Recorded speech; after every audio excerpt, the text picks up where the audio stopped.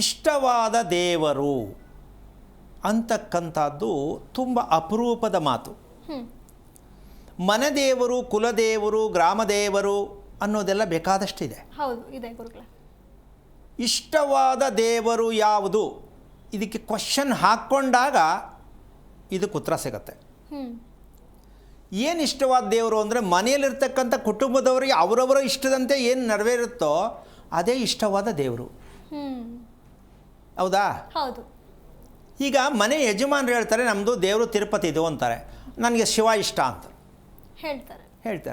ಹೆಂಡತಿ ನನಗೆ ರಾಜರಾಜೇಶ್ವರಿ ಇಷ್ಟ, ಚಾಮುಂಡೇಶ್ವರಿ ಇಷ್ಟ ಅಂತಾರೆ. ಈಗ ಮನೆಯಲ್ಲಿ ಎಲ್ರಿಗೂ ಒಂದೇ ದೇವ್ರು ಇಷ್ಟ ಅಂತ ಯಾವುದೇ ಕಾನೂನಲ್ಲಿ ಇಲ್ಲ. ಅವರೇ ಹೇಳ್ತಾರೆ ನನ್ನ ಮಗ ಆ ದೇವ್ರು ಇಷ್ಟಪಡಲ್ಲ, ಅಲ್ಲಿಗೋದ್ರೆ ತುಂಬ ಒಳ್ಳೆಯದಾಗುತ್ತೆ ಅಂತ ಅಲ್ಲಿಗೆ ಹೋಗ್ತಾನೆ, ನಾನು ಇಲ್ಲಿಗೆ ಹೋಗ್ತೀನಿ. ಅಂದರೆ ಕುಟುಂಬದವರೆಲ್ಲ ಒಂದೊಂದು ತೀರ್ಮಾನಕ್ಕೆ ಒಂದೊಂದು ಕಡೆ ಹೋಗ್ತಾರೆ. ಹೌದು. ನನಗೆ ಹೋಟೆಲ್ ಇಷ್ಟ, ತಿಂಡಿ, ಬೆಳಗ್ಗೆ ತಿಂಡಿಗೆ ಹೋಟ್ಲಿಗೆ ಹೋಗ್ತಾನೆ ನನ್ನ ಮಗ. ನಮ್ಮ ಯಜಮಾನ್ರು ಯಾವುದೇ ಕಾರಣಕ್ಕೂ ಮನೆ ಬಿಟ್ಟು ಹೋಗಲ್ಲ. ನಾನು ಯಾವುದೇ ಕಾರಣಕ್ಕೂ ನನಗಿಷ್ಟವಾದ ರೀತಿ ನಾನು ಮಾಡಿದ ಅಡುಗೆ ನನಗೆ ಇಷ್ಟ ಆಗಲ್ಲ, ಅವ್ರಿಗೆಲ್ಲ ಇಷ್ಟ, ನನಗಿಷ್ಟ ಆಗಲ್ಲ. ಇದು ಒಂದು ಕೊರತೆನೇ ಕೂಡ ಇರುತ್ತೆ. ಹೌದು. ಇಲ್ಲಿ ಇಷ್ಟ ಅಂತಕ್ಕಂಥದ್ದು ಎಲ್ಲರಿಗೂ ಸಾಮೂಹಿಕವಾಗಿ ಇಷ್ಟ ಒಂದೇ ಆಗಿದ್ದಾಗ ಆ ಮನೆ ಸಂತೋಷಭರಿತವಾದ ಮನೆ. ನಾವು ಪುರೋಹಿತರ ಹತ್ರ ಹೋಗಿ ಶಾಸ್ತ್ರ ಕೇಳ್ಕೊಂಬಂದು ಮನೆ ಕಟ್ಟದೋ ಅನ್ನೋದು ಸರಿ. ಆದರೆ ಪುರೋಹಿತರಿಗೆ ಈ ಸಂತೋಷವಾಗಿರೋದಕ್ಕೆ ಮನೆ ಕಟ್ತಾರೆ ಅಂತ ಪುರೋಹಿತರಿಗೆ ಗೊತ್ತಿಲ್ವಲ್ಲ, ಏನು ಮಾಡೋಣ ಅಲ್ವಮ್ಮ? ಹೌದು ಗುರುಗಳೇ. ಈಗ ಅವರು ಮನೆ ಕಟ್ಟಬೇಕು ಅಂತ ಇವ್ರು ಕೇಳ್ತಾರೆ, ಮನೆ ಕಟ್ಟಕ್ಕೆ ಹಿಂಗೆ ಕಟ್ಟು ಅಂತ ಅವ್ರು ಹೇಳ್ತಾರೆ. ಹೌದು.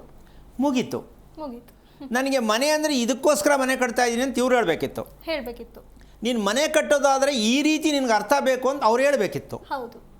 ಸೊ ಕ್ವಶನ್ ಪೇಪರೇ ಇಲ್ಲ, ಇಲ್ಲಿ ಆನ್ಸರ್ ಪೇಪರ್ ಎಲ್ಲಿ ಕೊಡೋದು?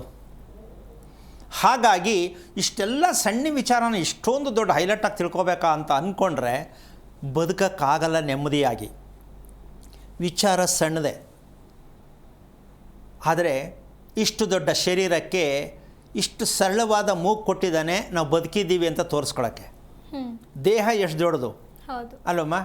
ಮೂಗು ನೋಡಿದ್ರೆ ಎಷ್ಟು ತುಂಬ ಸಿಂಪಲ್ ಆಗಿದೆ. ಅದೇನು ಇಷ್ಟು ಚಿಕ್ಕದು ಏನು ಮಾಡುತ್ತೆ ಅಂದರೆ 2 ನಿಮಿಷ ಅಮ್ಕ್ ನೋಡಿ ಗೊತ್ತಾಗತ್ತೆ ಏನಾಗತ್ತೆ ಅಂತ ಅಲ್ವಾ? ಹಾಗಾಗಿ ಸೂಕ್ಷ್ಮದಲ್ಲಿ ಸೂಕ್ಷ್ಮತೆ, ಇದನ್ನು ನಾವು ಅರ್ಥ ಮಾಡಿಕೊಂಡ್ರೆ ನೆಮ್ಮದಿಯಾಗಿ ಬದುಕಬಹುದು. ಸೂಕ್ಷ್ಮ ಅತಿ ಸೂಕ್ಷ್ಮ ಅದು ಈ ವಿಚಾರ ಆಗತ್ತೆ. ಅದಕ್ಕೆ ಇಷ್ಟವಾದ ರೀತಿಯಲ್ಲಿ ನಾವು ಮೊದಲು ದೇಹವನ್ನು ಬಳಸಬೇಕು. ಏನು ಬಳಸಬೇಕು? ದೇಹವನ್ನು ಬಳಸಬೇಕು. ನಾವು ಬುದ್ಧಿಯನ್ನು ಬಳಸ್ತಾ ಇದ್ದೀವಿ. ನಮಗೆ ದೇಹ ಮುಖ್ಯನಾ ಬುದ್ಧಿ ಮುಖ್ಯನಾ? ಎರಡು ಮುಖ್ಯ ಅಂತಾರೆ ಅಲ್ವಾ? ಆದರೆ ದೇಹ ನಮಗೆ ಎಷ್ಟು ಮಟ್ಟಕ್ಕೆ ಸಂತೋಷ ಕೊಡುತ್ತೆ ಅಂತಕ್ಕಂಥದ್ದು ಬಂದಾಗ ಬುದ್ಧಿನೂ ಅದಕ್ಕೆ ತಕ್ಕಂತೆ ಆಗತ್ತೆ. ನಾವು ದೇಹನ ಪಳಗ್ಸೋದು ಗೊತ್ತಿಲ್ಲ ನಮಗೆ. ಈ ಪಳಗ್ಸೋದಕ್ಕೆ ಗೊತ್ತಿಲ್ಲದ ಕಾರಣ ನಮಗಾಗ್ತಾ ಇರೋದೇನಂತಂದರೆ ನಮ್ಮ ಇಷ್ಟ ದೇವರು ನಮಗೆ ಕೈ ಸಿಗ್ತಾ ಇಲ್ಲ. ಯಾವುದು ಇಷ್ಟ ದೇವರು ಅಂದರೆ ಅವರವರು ಹುಟ್ಟಿದ ನಕ್ಷತ್ರವೇ ಅವರ ಇಷ್ಟ ದೇವರು.